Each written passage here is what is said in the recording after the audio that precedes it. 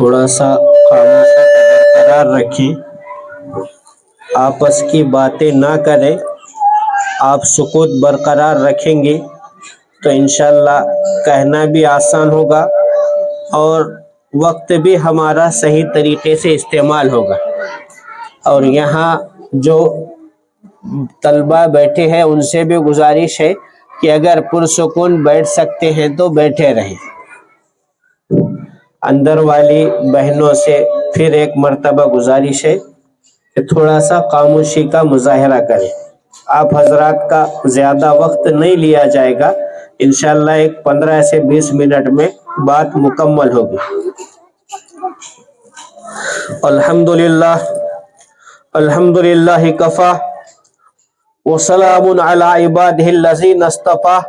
اما بعد، قال اللہ تبارک و تعالی فی القرآن المجید والفرقان الحمید. اعوذ باللہ من الشیطان الرجیم، بسم اللہ الرحمن الرحیم. قال تعالی وَلَقَدْ كَرَّمْنَا بَنِي آدَمَ وَحَمَلْنَاهُمْ فِي الْبَرِّ وَالْبَحْرِ وَرَزَقْنَاهُمْ مِنَ الطَّيِّبَاتِ وَفَضَّلْنَاهُمْ عَلَى كَثِيرٍ مِّمَّنْ خَلَقْنَا تَفْضِيلًا. صدق اللہ العظیم. معزز علماء اکرام، پردہ نشین خواتین اور ننھے منھے طلبہ و طالبات، آج حج ہاؤس کے اندر میں مکتب کے اس جلسے میں آپ حضرات سے کچھ گفت و شنید کرنے کا موقع ملا. اللہ تبارک و تعالیٰ سے دعا ہے اللہ پاک کہنے والے کو بھی عمل کی توفیق عطا فرمائے، سننے والوں کو بھی عمل کی توفیق عطا فرمائے.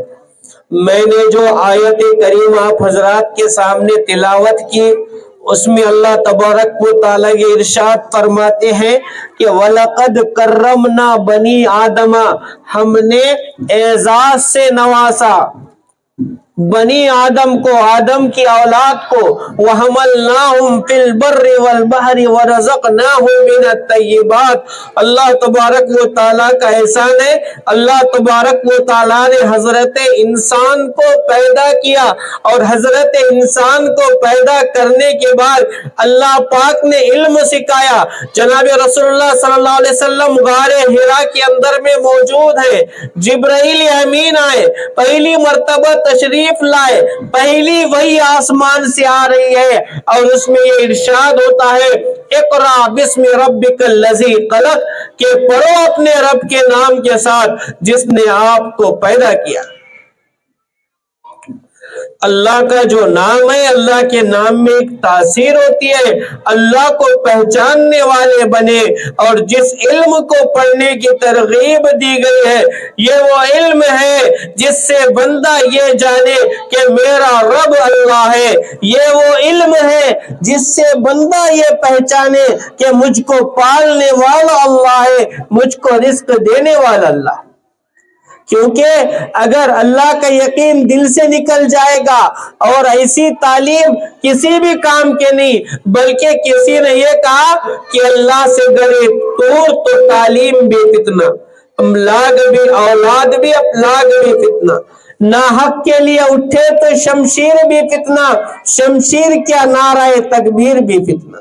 اس لیے سب سے اہم چیز یہ ہے کہ ہمارے بچوں کو تعلیم دلائیں، ان کی تربیت کریں. ماں کی جو گود ہے یہ پہلا مدرسہ ہوتی ہے. ماں کی گود میں اپنی اولاد کی تربیت کرے، اپنے بچوں کی تربیت کرے، کیونکہ آج تو آپ کی ذمہ داری دوبارہ بڑھ جاتی ہے. ایسے پرآشوب دور میں ماؤں کی یہ ذمہ داری ہے کہ صرف اپنے بچوں کی اسکولی تعلیم پر مطمئن نہ ہو کہ میرا بچہ اسکول جا رہا ہے، بلکہ ان کی دینی تعلیم کی فکر کرنے کے ساتھ ساتھ ان کی تربیت کرے.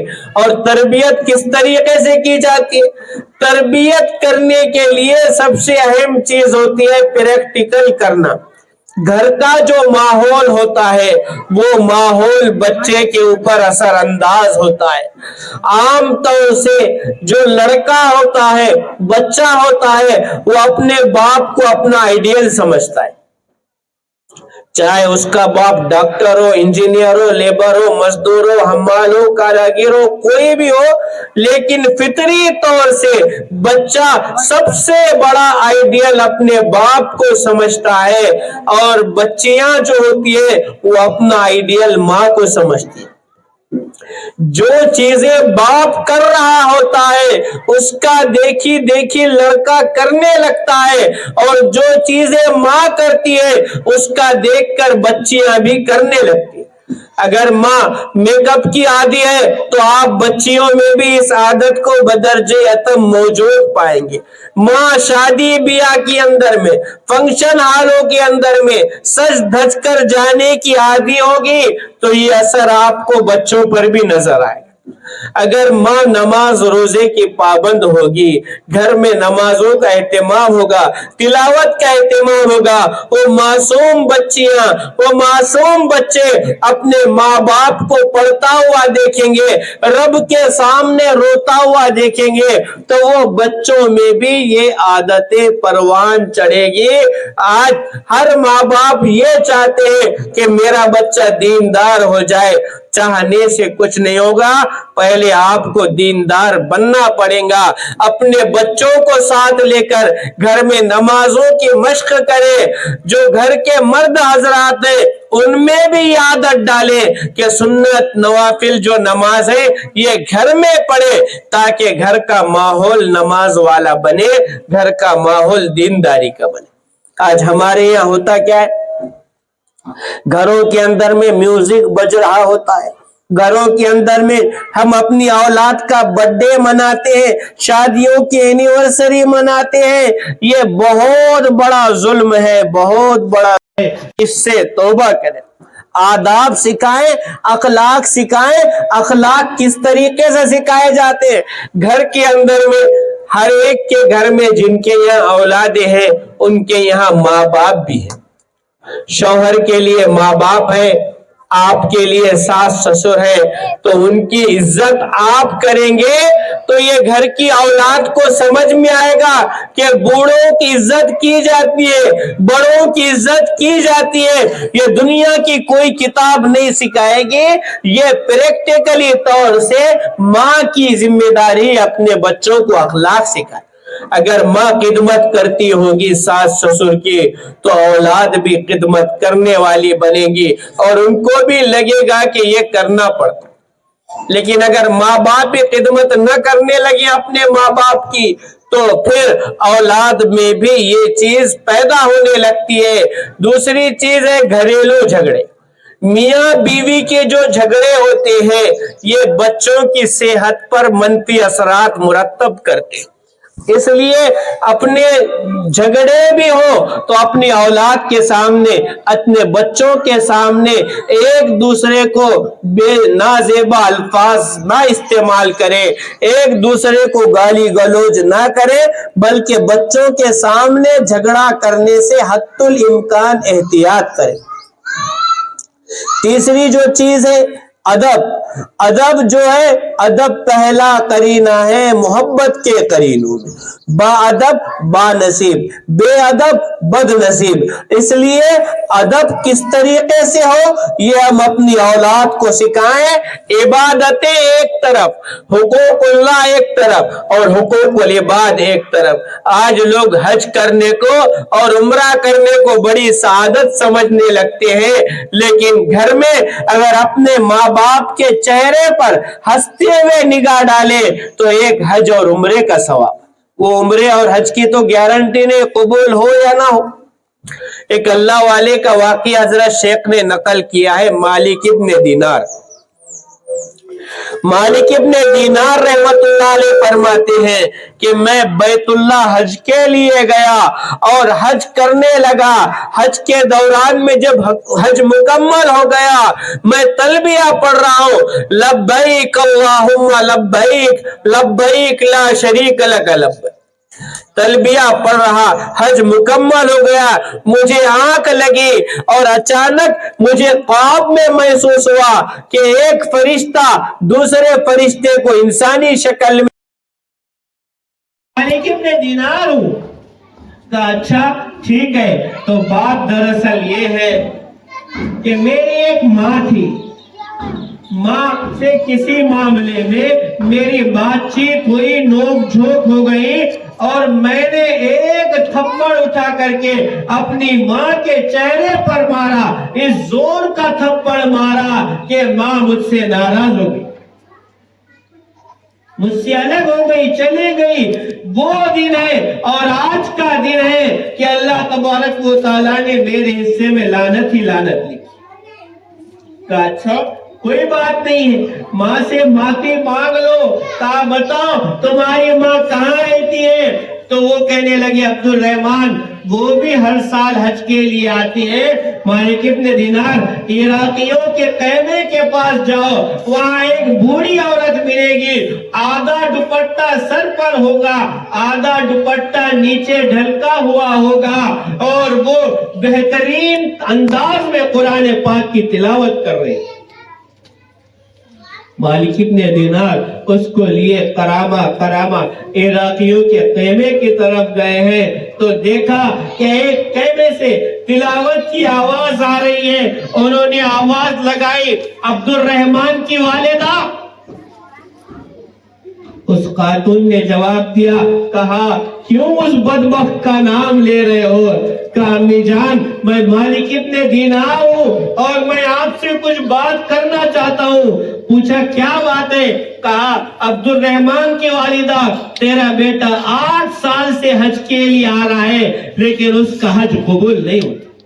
کہا مالک ابن دینار اس بدبخت کی بات نہ کر، اس نے میرے من کو بڑی تکلیف دی ہے، اس نے میرے دل کو دکھایا ہے، میرا دل ٹوٹا ہوا ہے، میں اس سے ملنا نہیں چاہتا۔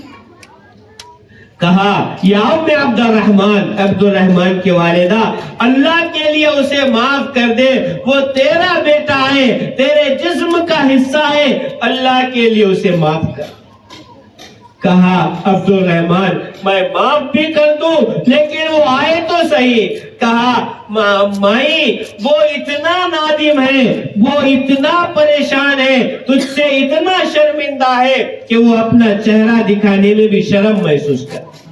کہا وہ آئے تو صحیح۔ اب مالک ابن دینار نے آواز لگائی، عبد الرحمن ابن سیران کو بلایا، اور بلا کر کے جب ماں بیٹا ملے دھاڑے مار مار کر کے ایک دوسرے سے رو رہے۔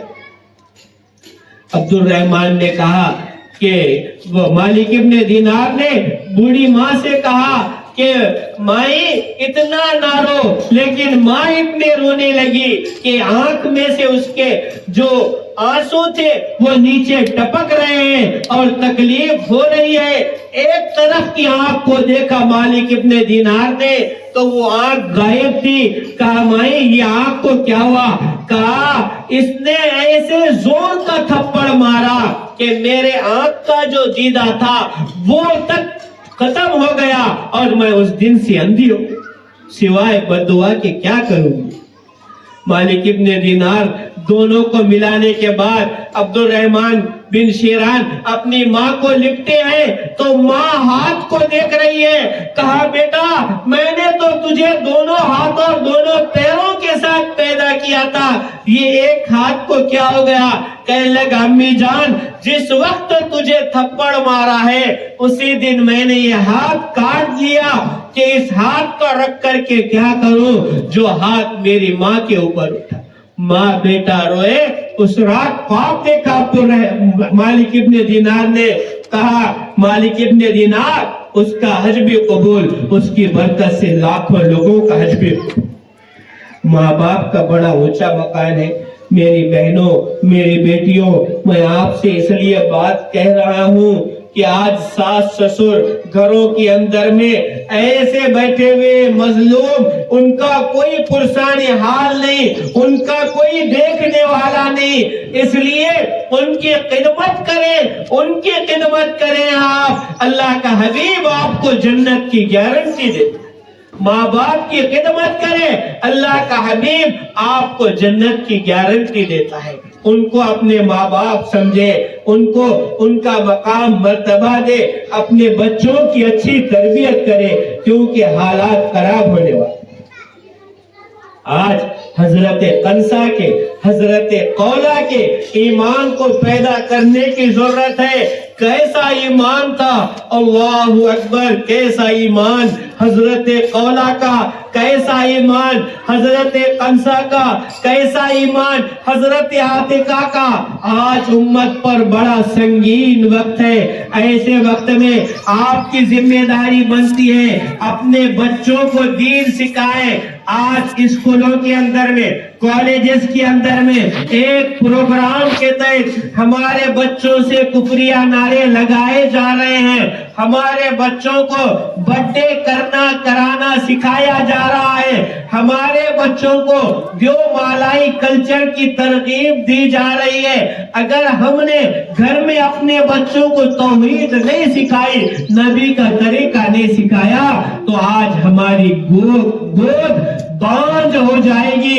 یعنی بچے نام تو ان کے مسلمان رہیں گے لیکن ان کی اعمال مسلمانوں جیسے نہیں رہے. یہ ہماری ذمہ داری ہے.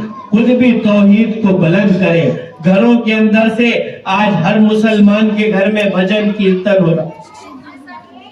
آپ کہیں گے کہ نہیں بھائی ہمارے گھر تو ان سے پاک ہے, لیکن ٹی وی کے اوپر جب بھی کوئی سیریل لگتا ہے, کوئی سینما لگتا ہے, کوئی فلم شروع ہوتا ہے, اس سے پہلے پوجا پاٹ ہو رہی ہے اور ہر مسلمان کا گھر اس سے پاک نہیں. اپنے گھروں سے اس لعنت کو ختم کریں. اپنے بچوں کو موبائل فون کا عادی نہ بنائیں. موبائل فون کو ان کی عادت نہ لگنے دیں. آج ہم بچوں کے ہاتھ میں موبائل فون دے رہی ہے, ان کی تربیت نہیں کرتی.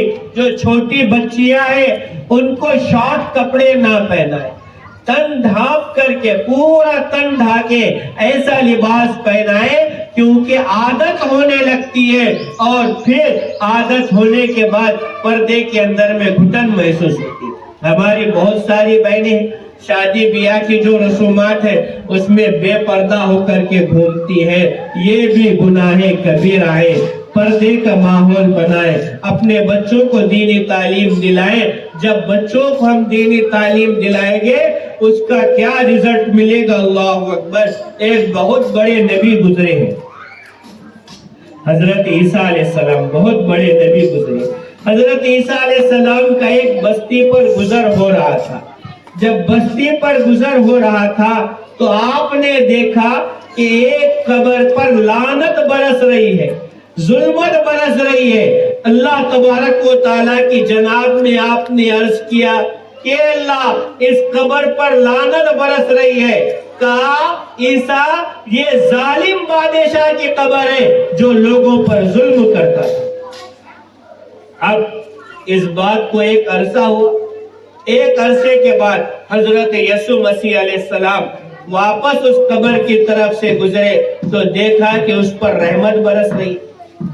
تو حضرت یسوع مسیح علیہ السلام نے پوچھا, اے اللہ جب گیا تو ظلمت برس رہی تھی, اب آیا تو رحمت برس رہی ہے, آخر ماجرا کیا ہے؟ تو اللہ تبارک و تعالیٰ نے جواب دیا, عیسیٰ یہ ظالم بادشاہ جب مر گیا تو اس کی بیوی حمل سے تھی, اس کو جو اولاد پیدا ہوئی وہ بچہ اپنے اس زمانے میں جو بھی تعلیم کا دستور تھا اپنے مکتب میں گیا اور جا کر کے اس نے پڑھا بسم اللہ الرحمن الرحیم. مجھ کو رحمان کہا, مجھ کو رحیم کہا تو مجھ کو حیا آئی کہ میں اس معصوم بچے کو, اس کے باپ کو جو اپنی توتلی زبان سے مجھے رحمان اور رحیم کہہ رہا ہے اس کے باپ کو عذاب دوں. اے عیسیٰ میں نے ظلمت کو رحمت سے بدل دیا بچے کے پڑھنے کی برکت سے. اس لیے ہماری اولاد ہمارے لیے بہت بڑا سرمایہ ہے, ایصال ثواب کا بہت بڑا ذریعہ ہے. اس لیے میری بہنوں اپنے بچوں کی تربیت کریں, انہیں دینی تعلیم دلائیں, انہیں حافظ قرآن بنائیں, عالم دین بنائیں. لڑکیاں ہیں تو انہیں عالمہ بنائیں, مومنہ بنائیں, اور لڑکا ہے تو اس کو حافظ قرآن بنائیں, کیونکہ کل قیامت کے روز یہ سکہ نہیں چلے گا. डॉक्टरी का सिक्का नहीं, इंजीनियरिंग का सिक्का नहीं, बल्कि यही सिक्का चलेगा जिस सिक्के के अंदर में दीनदारी होगी। अल्लाह तबारक व तआला ने हमसे ऐदी अलस्तु में वादा किया है, लेकिन हम वो पैगाम भूल गए। किसी ने कहा है कि जो रोज़े अज़ल पैमान किया, दुनिया में वो पैमा भूल गए। जो काम मुसलमानों के थे वो काम मुसलमान भूल गए। दुनिया का घर आबाद किया, उक़बा का घर बर्बाद किया, मुश्किल में खुदा को याद किया, मुश्किल हुई आशा भूल गए। फिरऔन नहीं, हामान नहीं, दुनिया में कौम आद नहीं, क्या लूत की उम्मत याद नहीं, क्या नूह का तूफान भूल गए। मेरी बहनों, दूसरी गुजारिश आपसे ये करना चाहूंगा, हमारी बहुत सी बहनें बचत गट की लानत में मुब्तला है, बीसियों की लानत में मुब्तला, बचत गट की लानत में मुब्तला है। हम एक लुक़मा हराम का अपनी औलाद को खिलाएंगे और उनसे अच्छे नतीजे की उम्मीद करेंगे, ये हो नहीं सकता। इसलिए बचत गट का जो कल्चर है, इससे अपने आप को बचाएं, अपने माशरे को बचाएं। बहुत सारी हमारी बहनें हैं जो घर के अंदर में रह करके नई नई स्कीमें लाती है जो शरीयत के खिलाफ है, उससे भी अपने आप को बचाएं। उलमा से मसला पूछें, औरत की ये जिम्मेदारी है कि वो अपने शौहर के घर में रह करके उसके घर की हिफाजत करे और उसके बच्चों की तरबियत करे। एक आध दिन भूखा रह ले, एक आध ख्वाहिश कम कर ले, लेकिन शरीयत को बालाए ताक ना रखे, क्योंकि ख्वाहिश ऐसी है कि कभी मुकम्मल हुई नहीं सकती। हजरत गालिब फरमाया करते थे, हजारों ख्वाहिशें ऐसी कि हर ख्वाहिश पे दम निकले, बहुत निकले मेरे अरमां, लेकिन फिर भी कम निकले। इसलिए ख्वाहिशात से अपने आप को बचाएं, दीनदारी पर लगाएं। आजकल का जो दौर है बड़ा पुरअशोक दौर है। इस दौर में हमें क्या करना है? अपने मर्दों की हिम्मत को मजबूत करना है, अपने बच्चों को बहादुरी की किस्से कहानियां सुनाना है, अपने असलाफ के वाकयात सुनाना है। खुदा न करे अभी हम जिस दौर से गुजर रहे हैं वो एक टर्निंग पॉइंट का दौर है। अहले ईमान पर हालात आने वाले हैं, बल्कि आ चुके हैं। इन हालात में आपके अंदर में वो जज्बा रहना चाहिए जो हजरत आतिका में था। क्या जज्बा था हजरत आतिका? जंग का मैदान है, जंग के मैदान में हजरत इकरमा, दोनों हजरत इकरमा ने शादी का पैगाम भेजा मैदान जंग में। कहा मैं निकाह करूंगी इकरमा, लेकिन एक शर्त पर करूंगी कि कल सुबह होगी तो सुबह में मैं मैमने में लड़ूंगी तो तुम मैसरे में लड़ोगे, मैं भी अल्लाह की राह में शहीद हो जाऊंगी, तुम भी अल्लाह की राह में शहीद होना। इंशाअल्लाह कल कयामत पर हौज़े कौसर पे मुलाकात हो। ये जज्बा बनाना पड़ेगा, वो जज्बा जो हजरत ज़ैनब का बना था। मेरी बहनों, हजरत ज़ैनब का जज्बा क्या था? हजरत ज़ैनब कौन है? अली की बेटी है, फातिमा की लख्ते जिगर है। करबला में इमाम हुसैन का काफिला जा रहा है। इमाम हुसैन के काफिले में जाने के लिए शौहर से इजाजत लेने लगी तो शौहर ने कहा कि ज़ैनब मेरी इजाजत नहीं है, अगर जाना हो तो तलाक लेकर चली जा, जाना हो तो तलाक लेकर चली जाना। हजरत ज़ैनब फरमाने लगी कि मैंने मेरे नाना से सुना है, मैंने इन कानों से सुना है कि मेरे हुसैन को, मेरे नवासे को मेरे दीन के लिए मेरी उम्मत शहीद करेगी, मैं मेरे हुसैन को तन्हा नहीं छोड़ सकती। आपकी जैसी इजाजत हो, अगर आप तलाक देकर के भेजना चाहते तो भेज दीजिए।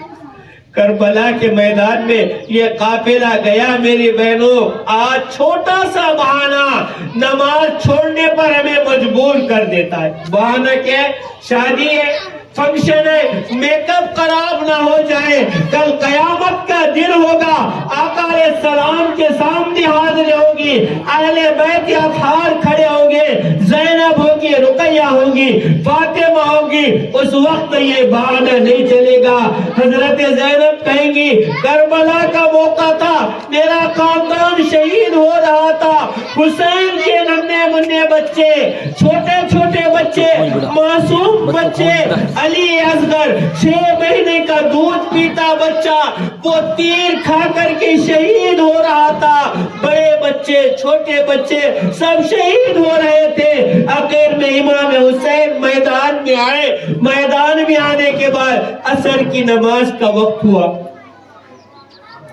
عصر کی نماز کا وقت ہونے کے بعد حضرت حسین نے کہا کہ تم بھی مسلمان ہو، میں بھی مسلمان ہوں، تم بھی نماز پڑھ لو، میں بھی نماز پڑھ لو۔ کہا تو پڑھ لے، ہمیں نماز کی کوئی ضرورت نہیں۔ حضرت امام حسین نے نیت باندھی تو لوگوں نے حملہ کر دیا، کسی نے پیچھے سے نیزہ مارا، کسی نے تیر مارا، کسی نے کچھ مارا، وار کر کر کے 12 وار حضرت حسین کے سینے پر مارے گئے۔ حضرت حسین شہید ہوئے، ان لاشوں کو زینب نے اٹھایا اور جب لاشیں اٹھا رہی تھی تو کہہ رہی تھی واہ محمدہ، واہ محمدہ، نانا جان دیکھیے، نانا جان دیکھیے آپ کے اہل بیت کا کیا حال ہے، ان الحسین، حسین کا کیا حال ہے کہ حسین کی لاش پڑی ہوئی ہے، مختوم بالاعضاء، سارے اعضاء کٹے ہوئے ہیں اور خون آلود ہے، خون میں شراب ہو رہی۔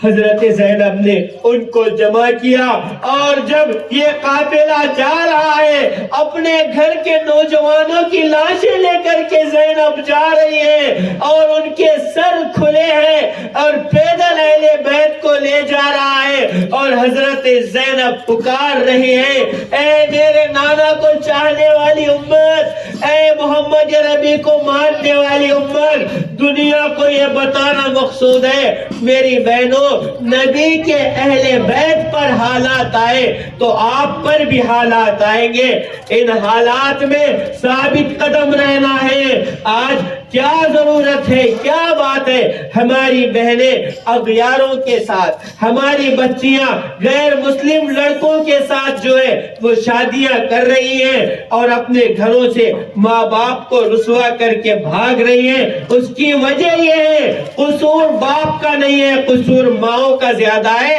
ہم نے ان کی تربیت نہیں کی، ہم نے انہیں فلمی ستاروں کے نام تو سکھائے، ان کے کردار تو سکھائے، ابو بکر کا کردار نہیں سکھایا، زینب کا کردار نہیں سکھایا، قنصہ اور قولہ کا کردار نہیں سکھایا، عاتقہ کا کردار نہیں سکھایا، رقیہ اور ام کلثوم کا کردار نہیں سکھایا، فاطمہ اور عائشہ کا کردار نہیں سکھایا، ان کا کردار سکھائے، خود بھی سیکھے، بچت گٹ کی لعنتوں کو اپنے محلوں سے ختم کرے، اپنی گلیوں سے ختم کرے، شادی بیاہ میں سج دھج کر کے جانے کی رسومات کو ختم کرے، سادگی کے ساتھ اصولوں کے ساتھ اپنی زندگی کو گزارے، اپنی اولاد کی تربیت کرے، ان کے پڑھنے پڑھانے کا خیال رکھے، تہجد میں روزانہ اٹھ کر کے دعا مانگے کہ اللہ میرے سہاگ کو سلامت رکھے، میرے شوہر کو سلامت رکھے۔ شوہر اللہ کی بڑی نعمت ہے، کتنی بڑی نعمت ہے، اس کا احساس اگر آپ کو کرنا ہے تو کسی بیوہ سے جا کر کے پوچھو کہ تیرے شوہر کا سایہ تجھ پر سے چلا گیا، تیرا سہاگ چھن گیا تو تیرے اوپر کیا حال ہے۔ میری بہنوں تفصیل کا موقع نہیں ہے، آج معاشرے میں بے دینی اتنی عام ہو گئی ہے کہ چلنا پھرنا ماں بہنوں کا مشکل ہو گیا۔ اس لیے ہماری یہ ذمہ داری ہے کہ ہم دینی تعلیم کے ساتھ ساتھ اپنے بچوں کی تربیت کریں، مکاتب کے اندر میں اپنے بچوں کو پڑھنے کے لیے بھیجیں، خود بھی جو ہے اپنے آپ کو دینی تعلیم کے لیے آگے بڑھائیں، آگے پیش کریں، خود بھی سیکھنے کی کوشش کریں۔ پڑھنے پڑھانے کی کوئی عمر نہیں ہوتی۔ ابھی پچھلے دنوں ایک 50 سال کی خاتون حافظ قرآن بنی، غیر مسلم لوگ جو کنورٹ ہو کر اسلام لا رہے ہیں وہ بھی جو ہے قرآن سیکھ رہے ہیں. اس لیے جو ہے سیکھنے سکھانے کی کوئی عمر نہیں ہوتی. اللہ تبارک و تعالیٰ سے دعا ہے اللہ پاک اس جو یہاں بچوں نے پڑھا ہے ان کے پڑھنے کو قبول فرمائے, پڑھانے والوں کے پڑھانے کو قبول فرمائے, اور اسی طرح دن دونی رات چوگنی ترقی نصیب فرمائے. وآخر دعوانا الحمدللہ رب العالمین.